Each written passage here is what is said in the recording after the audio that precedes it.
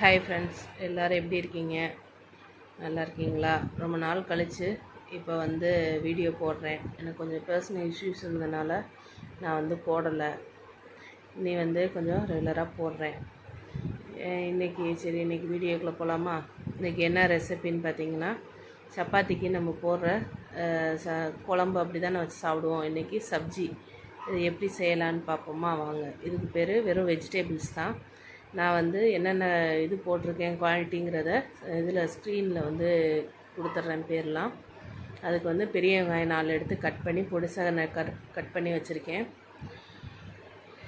கடாயை வச்சு அதில் எண்ணெயை ஊற்றிட்டு அப்புறம் கொஞ்சம் எண்ணெய் நல்லா சுட்டோன்னே நீங்கள் நம்ம நறுக்கி வச்சுருக்க வெங்காயம், தக்காளி எல்லாம் போட்டு ஒவ்வொன்றா வதக்கணும். இப்போ முதல்ல வெங்காயம் போடுறேன். நல்லா வெங்காயம் போட்டு கொஞ்சம் உப்பு போட்டு நல்லா நம்ம வதக்கினோம்னா நல்லா ஒரு பிங்க் கலர் நிறத்தில் வரும். அதுக்கப்புறமேட்டுக்கு நான் இதெல்லாம் வச்சுருக்கேன் காய்கறிகள்லாம். அந்த காய்கறிகளும் போட்டு வதக்கணும். இது கொஞ்சம் பொறுமையாக மெதுவாக செய்யணும். செஞ்சால் ரொம்ப டேஸ்ட்டாக இருக்கும் சப்பாத்திக்கு வச்சு சாப்பிட. இது ப்ரெட்டுக்குள்ளே வச்சு அது நம்ம இதாகவும் சாப்பிட்டுக்கலாம். காலையில் ப்ரெட்டு சாண்ட்விச்சாகவும் சாப்பிட்டுக்கலாம். நம்ம மயோனிஸ் இதெல்லாம் சேர்க்காமல் நம்ம இது ஒரு ஹெல்த்தி ஃபுட்டாக சாப்பிட்லாம். இதை இப்படி நல்லா வதக்கணும். ரொம்ப ஹையில் வச்சு தீஞ்சிடவும் கூடாது. நான் ரொம்ப பெரிய அடுப்பில் வச்சுருக்கிறதுனால கொஞ்சம் முக்கால் சிம்மில் போட்டிருக்கேன். அதனால் இதை நல்லா அப்படி வதக்கணும். வதக்குனதுக்கப்புறமேட்டுக்கு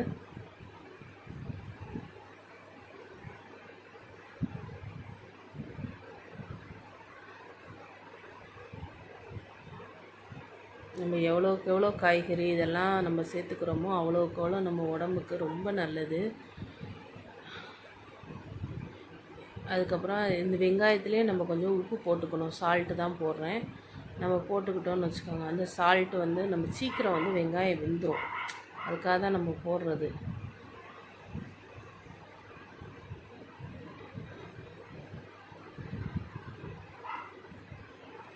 நிறையா பேர் இது பார்க்குறீங்க வீடியோஸு, ஆனால் கமெண்டு இதெல்லாம் லைக்ஸ்லாம் போடுங்க, கமெண்ட் சொல்லுங்கள். ஏன்னா உங்களுக்கு என்ன ரெசிபி வேணும்னு சொன்னால் தான் நான் அதுக்கு தகுந்த மாதிரி நான் செய்ய முடியும். இது கொஞ்சம் நேரம் அப்படியே நல்லா வேகணும். பிங்க் கலர் நிறத்தில் வரணும். இந்த பாருங்கள், இப்போ நல்லா வெந்துருச்சு. நல்லா பிங்க் கலர் ஆகிட்டு இப்போ நம்ம அடுத்து நறுக்கி வச்சுருக்க காய்கறி போட போகிறோம். நான் கேரட்டு, முட்டைக்கோஸ் கொஞ்சோன்னு 100 கிராமுக்கு ஒரு முட்டைக்கோஸ் நறுக்கி வச்சுருக்கேன். கேரட் ஒன்று. முட்டைக்கோஸை அந்த வெங்காயத்தில் போட்டு வதக்கிடணும். அப்போ தான் அந்த முட்டைக்கோஸ் முழுசாக தெரியாது, நம்மளுக்கு வதங்கிரும். ஒரு உருளைக்கிழங்கு, பீன்ஸு எல்லாமே இது பண்ணியிருக்கேன். இது எண்ணெயில் கொஞ்சம் நல்லா வறுத்துட்டுனா என்ன, அதை உங்களுக்கு இப்படி வதக்கணும். வதக்கிட்டு அதுக்கப்புறமேட்டுக்கு இந்த கொத்தமல்லி மாத்திரம் இப்போ போடக்கூடாது. குடமிளகா வச்சுருக்கேன், ஒரு குடமிளகா.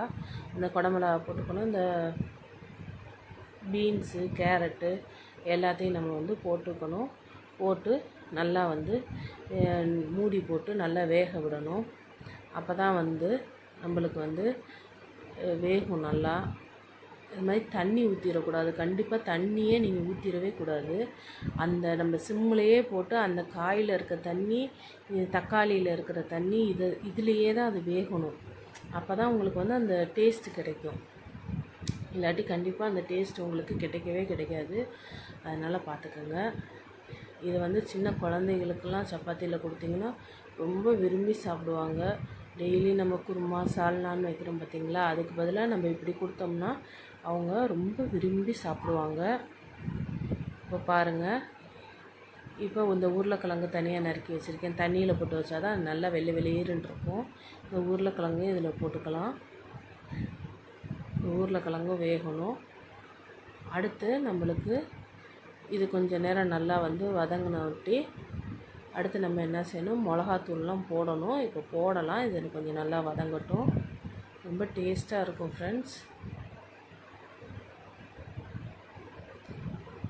நீங்கள் கமெண்டில் சொல்லுங்கள் என்னென்ன ரெசிபி செய்யலாம், என்ன செய்யலாம் அப்படின்னு சொல்லுங்கள். அதுக்கு மாதிரி நான் செய்கிறேன். உங்களுக்கு யூஸ்ஃபுல்லாக இருந்துச்சுன்னா செஞ்சு பாருங்கள் வீட்டில். உங்களுக்கு பிடிச்சிருந்துச்சின்னா எனக்கு வந்து நல்லா இருந்துச்சா நல்லா இல்லையான்னு கமெண்டில் எனக்கு சொல்லுங்கள். ஏன்னா நான் அப்போ தான் எனக்கு வந்து ஒரு இதாக இருக்கும் எனக்கு. இப்போ மூடி போட்டு இப்போ வேக வச்சிட்டோமா.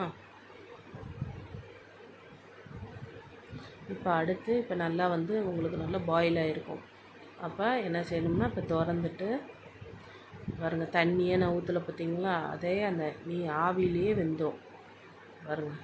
அப்படியே அந்த எண்ணெய் அந்த ஆவிலேயே வெந்துடும். இப்போ கொஞ்சம் 3/4 சிம்மில் அடுப்பை வச்சுட்டு இப்போ அதுக்கு என்னென்ன தேவையான பொருட்கள் போடலாம் அப்படி சொல்லி பார்க்கலாம். இப்போ மிளகாத்தூள் வந்து நான் வந்து 1 டீஸ்பூன் போடலாம். தக்காளி போட்டுட்டு அதுக்கப்புறம் போட்டோம்னா கலர் கிடைக்காது. அதுக்காக நான் வந்து என்ன செஞ்சுருக்கேன்னா, முதல்ல 1 ஸ்பூன் வந்து மிளகாத்தூள், தனி மிளகாத்தூள் தான் நான் வீட்டில் அரைச்சி வச்சுருக்கேன்.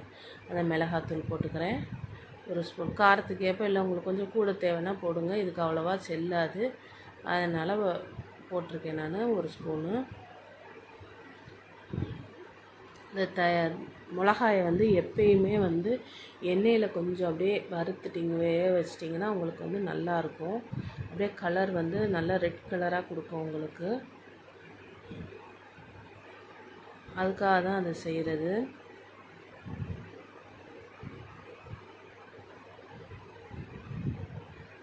பாருங்கள், அடுத்து இப்போ நம்ம போகிறப்போ கொஞ்சோண்டு மஞ்சத்தூள், ஒரு பிஞ்சு ஒரு மஞ்சத்தூள்,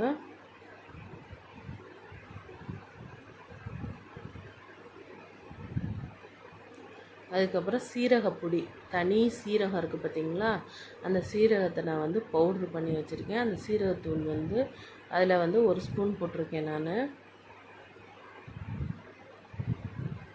அதுக்கப்புறம் பட்டை, ஏலம், கிராம்பு, இது 3 தான் நான் வந்து பொடி பண்ணி வச்சுருக்கேன். இது வந்து எப்படி பொடி பண்ணணுன்னு என்கிட்ட கேட்டிங்கன்னா நான் எவ்வளோ பொடி பண்ணணும்னு சொன்னால் உங்களுக்கு வந்து கமெண்டில் சொல்கிறேன்.